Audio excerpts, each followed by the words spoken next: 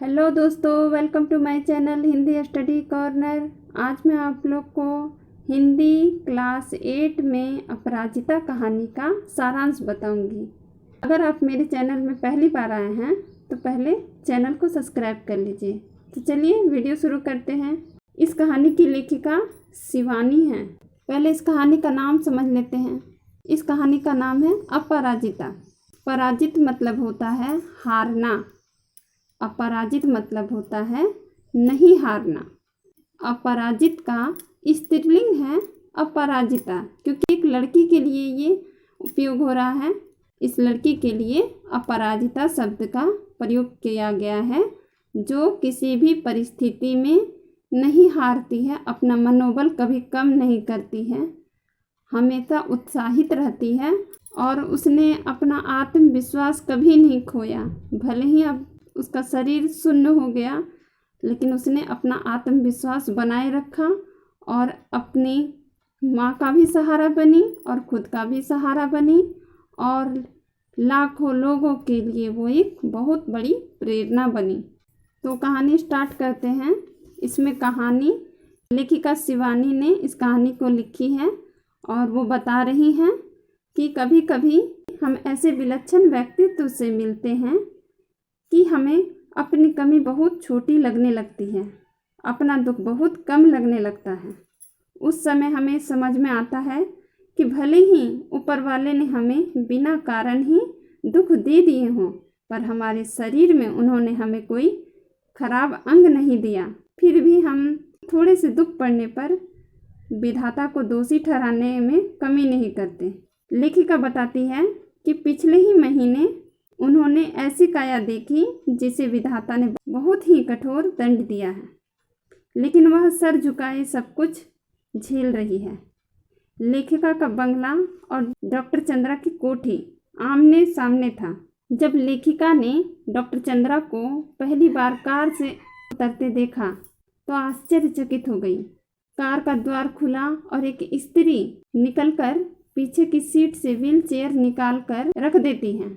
Doctor Chandra बिना किसी सहारे के कार से वैसाखियों की मदद से वह व्हील चेयर में बैठ गई और उसे स्वयं चलाती हुई भीतर चली गई। फिर लेखिका हमेशा निश्चित समय पर उसे आते जाते देखती और हैरान होती। धीरे धीरे लेखिका का डॉक्टर चंद्रा से परिचय हुआ। जब उन्होंने डॉक्टर चंद्रा की कहानी सुनी तो आश्चर्यचकित रह गई। नियति के हर चोट को, गहरे चोट को बहुत ही धैर्य साहस से झेल रही है। वह बित्ते भर की लड़की लेखिका को किसी देवांगना से कम नहीं लगी। लेखिका चाहती है कि उनकी इन पंक्तियों को लखनऊ का वह लड़का भी पढ़े जिसे उन्होंने कुछ महीने पहले अपनी बहन के यहाँ देखा था।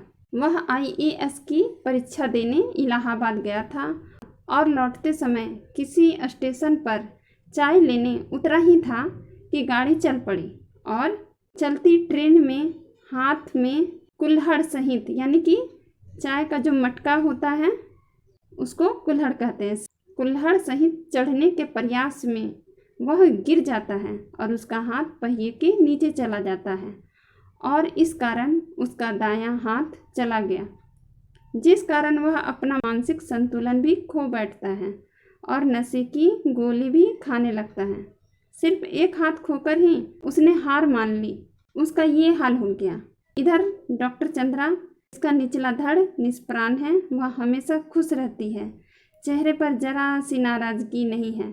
उसकी आंखों में गजब का उत्साह है, उसमें गजब की जीने की इच्छा यानी जिजीविषा है और गजब की महत्वाकांक्षाएं हैं। डॉक्टर चंद्रा लेखिका से कहती हैं, मैडम, आप कह रहे थे कि आपके दामाद हवाई के ईस्ट वेस्ट सेंटर में हैं। क्या आप उन्हें मेरा बायोडाटा भेजकर पूछ सकेंगे कि मुझे वहाँ की कोई फेलोशिप मिल सकती है?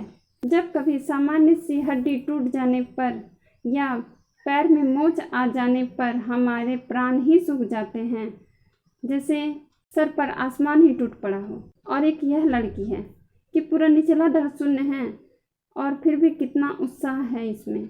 आजकल वह मद्रास में IIT कर रही है। जन्म के 18वें महीने में ही पोलियो के कारण पूरा शरीर निर्जीव हो गया था। उसने बहुत साहस से अपनी थीसिस पर डॉक्टरेट ली। डॉक्टर चंद्रा कहती हैं वह चाहती है कि कोई उन्हें सहारा न दे। उनकी माँ को उनके लिए कार चलानी पड़ती है। उन्होंने एक ऐसा कार का नक्शा बनाया है जिसे वे स्वयं चला सकेंगे। उसने लेखिका को तस्वीरें दिखाई। डॉक्टर चंद्रा अपना निचला धड़ ऊपर उठाए बिना ही वह मनचाही वस्तुएं मेज से उतार सकती थी। सभी वस्तुएं उसके हाथों में पहुंच के अंदर थी। लेकिन आज की इस कार्य के पीछे है एक बहुत बड़ा सहारा, यातनाप्रद अभ्यास, कठोर मेहनत और दिन रात की लगन। और यह लगन है डॉक्टर चंद्रा की माँ का। स्वयं डॉक्टर चंद्रा के प्रोफेसर कहते हैं उन्होंने 2 व्यक्तियों को एक साथ पुरस्कार पाते देखा था, पर आज हम शायद कह सकते हैं कि यह पीएचडी भी संयुक्त रूप से मिलनी चाहिए डॉक्टर चंद्रा और उनकी साहसी जननी सुब्रमण्यम को। 25 साल तक इस महिला ने अपनी बेटी के साथ कठिन साधना की है और इस साधना का सुखद अंत हुआ 1976 में, जब डॉक्टर चंद्रा को डॉक्टरेट मिली माइक्रोबायोलॉजी में। तो कैसी लगी मेरी ये वीडियो? अगर अच्छी लगे तो मुझे लाइक कीजिए। आगे देखते हैं। अपंग स्त्री पुरुषों में इस विषय में डॉक्टरेट पाने वाली डॉक्टर चंद्रा प्रथम महिला है। डॉक्टर चंद्रा की मां श्रीमती सुब्रमण्यम लेखिका को बताती है कि जब डॉक्टर चंद्रा को सामान्य ज्वर यानी बुखार के चौथे दिन पक्षाघात हुआ यानी लकवा मार दिया, तो गर्दन के नीचे इसका सारा अंग अचल हो गया। अचल यानी जो हिल डुल नहीं सकता हो, जो हिलता नहीं हो। भयभीत होकर हमने बड़े बड़े डॉक्टरों को दिखाया। सबने एक ही बात कही, आप व्यर्थ पैसा बर्बाद मत कीजिए, आपकी पुत्री जीवन भर केवल गर्दन ही हिला पाएगी। संसार की कोई भी शक्ति इसे रोग मुक्त नहीं कर सकती। इसकी ऐसी स्थिति के बावजूद मैंने कभी इसके लिए मौत नहीं मांगी। मैं हमेशा इसके जीवन की भीख मांगती रही। यह सिर्फ सिर हिलाकर इधर उधर देख सकती थी, न हाथों में गति थी न पैरों में। फिर भी मैंने आशा नहीं छोड़ी। ऑर्थोपेडिक सर्जन का बहुत नाम सुना था, वहाँ ले गई। 1 वर्ष के इलाज चलने के बाद एक दिन अपने आप ही इसके ऊपरी धड़ में गति आ गई। निर्जीव धड़ को मैंने सहारा देकर बैठना सिखा दिया। मेधावी पुत्री की विलक्षण बुद्धि ने मुझे आश्चर्यचकित कर दिया। बंगलोर के प्रसिद्ध माउंट कार्मेल में उसे प्रवेश दिलाने के लिए मुझे लगभग धरना ही देना पड़ा।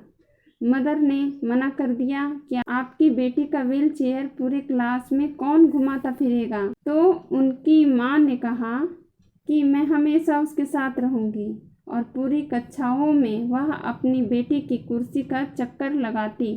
वह हर पीरियड में उनके साथ खड़ी रहती। हर परीक्षा में सर्वोच्च स्थान प्राप्त कर उसने स्वर्ण पदक जीते। किसने? डॉक्टर चंद्रा ने। बीएससी की प्राणी शास्त्र में, एमएससी में भी प्रथम आई और बंगलौर के प्रख्यात इंस्टीट्यूट ऑफ साइंस में स्पेशल सीट अर्जित की। उसने 5 साल तक डॉक्टर प्रोफेसर सेठना के निर्देशन में शोध कार्य किया। फिर माता पिता ने पेंसिल्वेनिया से व्हील चेयर मंगवा दिया जिसे डॉक्टर चंद्रा खुद चला सकती थी। डॉक्टर चंद्रा ने अपनी कविताएं लेखिका को दिखाई। जब लेखिका ने कविताएं देखी तो उनकी आंखें भीग गईं। जो उदासी उनके चेहरे पर कभी नहीं दिखी वह उनकी कविता में झलक रही थी।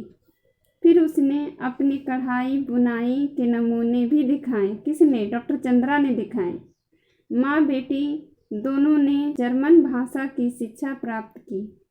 गर्ल गाइड में राष्ट्रपति का स्वर्ण कार्ड पाने वाली वह पहली अपंग लड़की थी। भारतीय और पाश्चात्य संगीत दोनों में उनकी समान थी। फिर डॉक्टर चंद्रा लेखिका को अपना एल्बम दिखाने लगी। पुरस्कार लेती डॉक्टर चंद्रा, प्रधानमंत्री के साथ मुस्कुराती खड़ी डॉक्टर चंद्रा, राष्ट्रपति को सलामी देती बालिका चंद्रा और व्हील चेयर में लेदर जैकेट में जकड़ी वैसाखियों का सहारा लेकर अपनी डॉक्टरेट लेती डॉक्टर चंद्रा।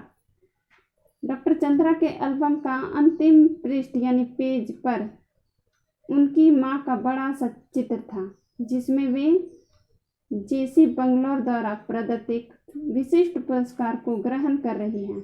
वीर जननी का पुरस्कार बहुत बड़ी बड़ी उदारता थी, जिसमें माँ की व्यथा और बेटी की भी, और अपने सारे सुख त्याग कर बेटी की छाया बनी।